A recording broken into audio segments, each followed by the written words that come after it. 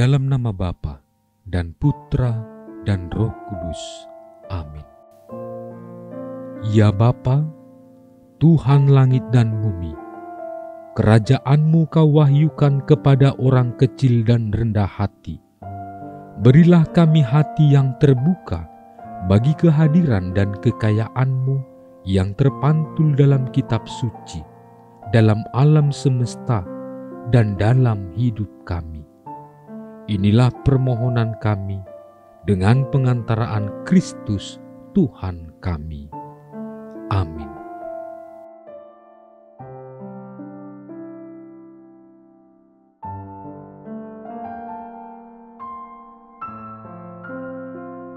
Kemudian Yesus masuk ke sebuah rumah. Maka datanglah orang banyak berkerumun pula, sehingga makan pun mereka tidak dapat. Waktu kaum keluarganya mendengar hal itu, mereka datang hendak mengambil Dia, sebab kata mereka, Ia tidak waras lagi.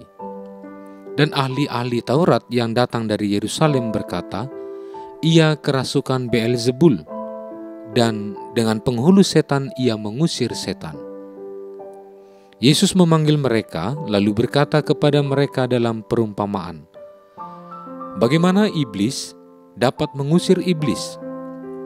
Kalau suatu kerajaan terpecah-pecah, kerajaan itu tidak dapat bertahan. Dan jika suatu rumah tangga terpecah-pecah, rumah tangga itu tidak dapat bertahan. Demikianlah juga kalau iblis berontak melawan dirinya sendiri, dan kalau ia terbagi-bagi, ia tidak dapat bertahan. Melainkan sudahlah tiba kesudahannya.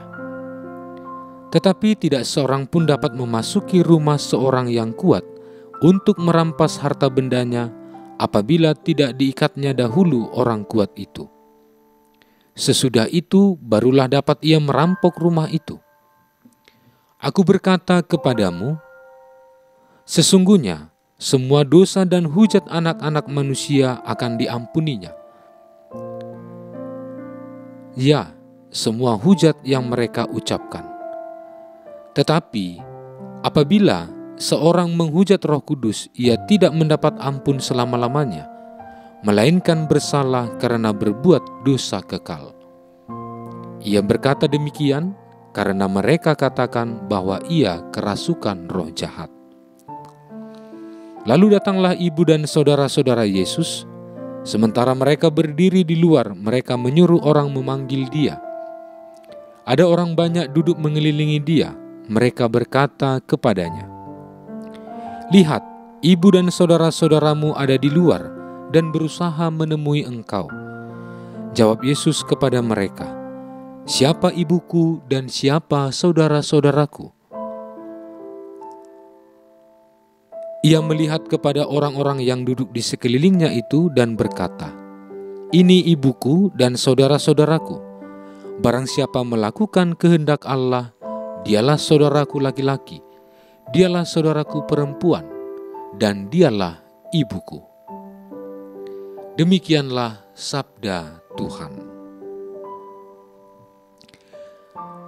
Saudara-saudari terkasih, dua hal yang melatar belakangi kisah penciptaan semesta alam, persoalan kejahatan dan penyelamatan ilahi yang secara berturut-turut mengarahkan kesalahan-kesalahan Adam kepada kebaikan. Jawaban Adam dan Hawa menunjukkan sikap kekanak-kanakan dalam keadaan dosa. Walau terjadi banyak kesalahan, namun sudah terdengar janji penebusan untuk pertama kalinya. Ular, lambang segala kuasa jahat, akhirnya akan tunduk kepada seseorang yang lebih kuasa. Ialah Al-Masih, keturunan Hawa. Saudara-saudari terkasih, kepada jemaat Korintus, Paulus tidak segan-segan mengungkapkan kelemahan pribadinya sebagai pewarta dan pelayan Injil. Ia menanggung banyak penderitaan, tetapi penderitaan itu tidak membuatnya putus asa dan berhenti bekerja. Ia yakin bahwa dalam kelemahannya, kekuasaan Tuhan justru menjadi tampak jelas. Dalam surat kedua kepada umat di Korintus, dalam bab 4 ayat 8 hingga 9, dalam segala hal kami ditindas namun tidak terjepit. Kami habis akal namun tidak putus asa. Kami dianiaya namun tidak ditinggalkan sendirian. Kami dihempaskan namun tidak binasa. Paulus sadar akan segala kelemahan dirinya. Namun ia sadar juga betapa bernilainya Injil yang diwartakannya. Apalagi ia mewartakan Injil bukan demi dirinya sendiri, tetapi demi Kristus. Paulus telah melihat penderitaan dengan cara baru, yakni dalam terang Kristus. Ia yakin bahwa penderitaan yang dialaminya itu mengerjakan baginya kemuliaan abadi yang melebihi segala sesuatu. Paulus memberitakan Kristus karena percaya kepadanya. Ia percaya kepada Kristus karena mengenalnya. Ia memiliki pengetahuan tentang Kristus dan mengalami kehidupan bersama dengan Dia. Saudara-saudari terkasih, Paulus mengajak kita untuk percaya kepada kasih karunia Allah yang berlaku tetap dan mengatasi kerapuhan manusia lahiriah kita. Kematian jasmani mengalami perubahan makna berkat harapan dan iman akan kebangkitan. Bagaimana nantinya Paulus hanya dapat meraba-raba, sebab ada yang tampak dan tidak tampak, yang lalu dan tetap, yang akan mati dan akan diperbaharui. Paulus mewartakan Injil Kristus supaya semakin banyak orang yang percaya kepada Kristus dan memperoleh keselamatan abadi. Paulus rela mengalami berbagai penderitaan dalam penginjilan itu, tetapi ia dapat menanggung semuanya karena ia mengarahkan hidupnya pada kemuliaan surgawi. Orang yang percaya kepada Kristus melakukan apa yang dikehendaki oleh Kristus, bekerja untuk sesama demi Kristus dengan kegembiraan, bahkan rela menanggung penderitaan demi Kristus, bukan dengan terpaksa. Saudara-saudari terkasih, orang yang beriman dan akhirnya percaya kepada Kristus karena Roh baik bekerja dalam dirinya. Memihak pada Roh berarti dengan tegas, seperti Kristus memutuskan hubungan-hubungan tertentu, juga dengan keluarga bila perlu. Jika demikian, kita diterima di dalam keluarga umat Allah. Penginjil Markus bukan hanya ingin mempertunjukkan siapa Yesus dan betapa terkenalnya Dia hingga para ahli Taurat dari Yerusalem mau datang secara khusus ingin melihat Dia. Namun juga ada sepenggal pertanyaan Yesus yang sangat penting dan mendasar. Siapakah ibuku? Siapakah saudara-saudaraku? Berdasarkan pertanyaan itu, Yesus mau menyampaikan hal yang lebih mendalam, yakni keluarga rohani, yaitu mereka yang barang siapa melakukan kehendak Allah, dialah saudaraku laki-laki, dialah saudaraku perempuan, dialah ibuku. Saudara-saudari terkasih, pernyataan tersebut hendak mengatakan bahwa Yesus tidak bermaksud untuk meremehkan saudara-saudaranya, apalagi sang ibunda tercinta Maria. Keluarga rohani itulah yang ingin ditekankan Yesus.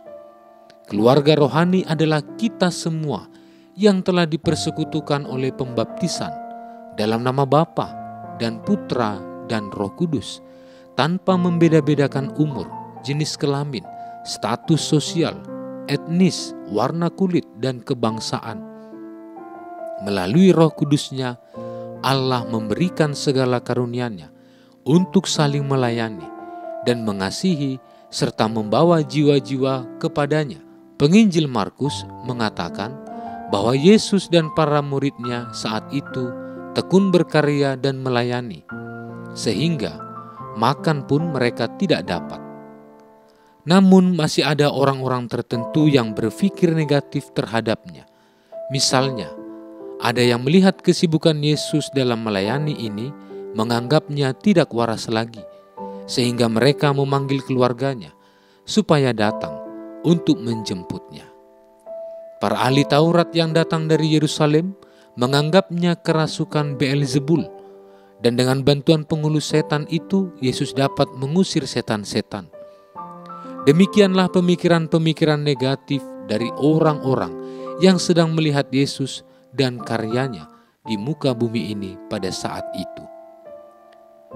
Saudara-saudari terkasih, pikiran negatif para ahli Taurat terhadap karya Yesus di dunia disambung oleh Yesus dengan berkata, bagaimana iblis dapat mengusir iblis?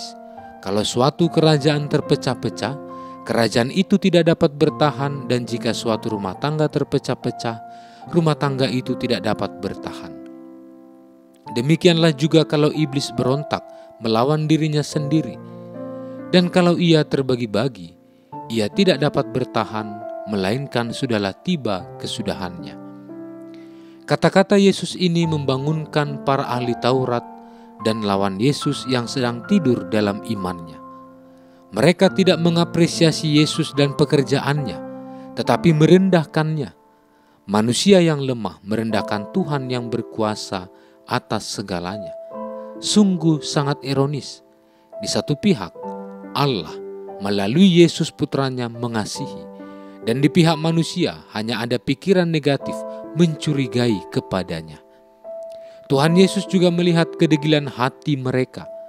Ia mengetahui bahwa manusia selalu jatuh dalam dosa yang sama. Tuhan Allah sebagai pencipta saja masih direndahkan begitu saja. Allah Tritunggal Maha Kudus tidak mendapat tempat dalam hati manusia. Sebab itu Yesus berkata, sesungguhnya semua dosa dan hujat anak-anak manusia akan diampuni. Ya, semua hujat yang mereka ucapkan.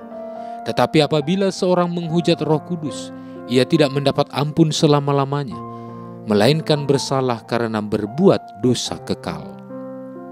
Saudara-saudari terkasih, dosa melawan Roh Kudus adalah sikap batin manusia yang benar-benar menutup dirinya di hadirat Tuhan, sehingga tidak percaya kepada Roh Kudus yang membangkitkan Yesus dari kematiannya. Arah hidup orang ini tentu saja tertuju kepada dosa, bukan kepada Tuhan.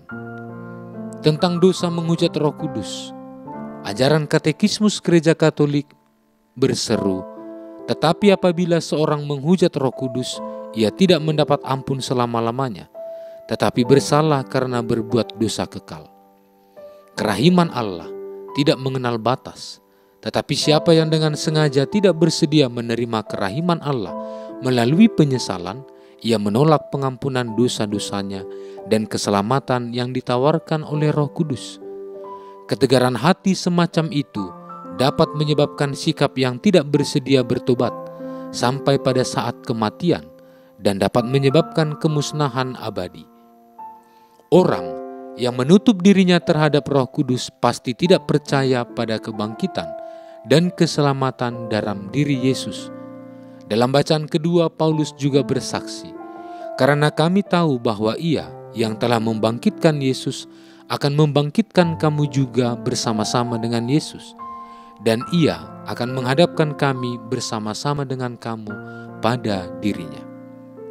Tuhan Yesus dalam bacaan Injil memberikan satu jalan yang pasti bagi kita semua, yaitu dengan tekun melakukan kehendak Allah di dalam hidupnya. Ia berkata, barang siapa melakukan kehendak Allah, dialah saudaraku laki-laki, dialah saudaraku perempuan, dialah ibuku. Kehendak Allah bagi kita adalah membangun kerajaan Allah dan keadilan di atas dunia ini. Pikiran positif ini menjadi nyata dalam sikap hidup kita terhadap sesama yang lain. Pada saat Tuhan bertanya kepada Adam, "Adam, di manakah engkau?" Adam dan Hawa bersembunyi karena mereka takut dan telanjang. Manusia saling mengalihkan dosa, tetapi rahmat pengampunan dan belas kasih-Nya ada bagi manusia yang sadar akan dosa. Tuhan memberkati. Ya Allah, Engkaulah sumber segala kebaikan. Kepadamu kami mohon dengan rendah hati, anugerahkanlah terang-Mu pada kami, agar dapat memikirkan apa yang benar dan berikanlah bimbingan-Mu kepada kami untuk melakukannya.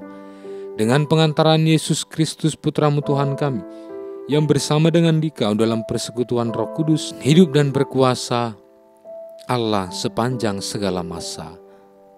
Amin. Allah Tritunggal Maha Kudus, Bapa, Putra, dan Roh Kudus. Engkaulah Allah Esa yang Maha Kuasa dan Maha Rahim. Kami puji dan muliakan Dikau. Di tahun komunitas basis ini, dengan sepenuh hati, kami mengagungkan Dikau karena Engkaulah sumber, dasar, dan model sempurna kesatuan kami dengan Dikau, sesama dan alam ciptaan.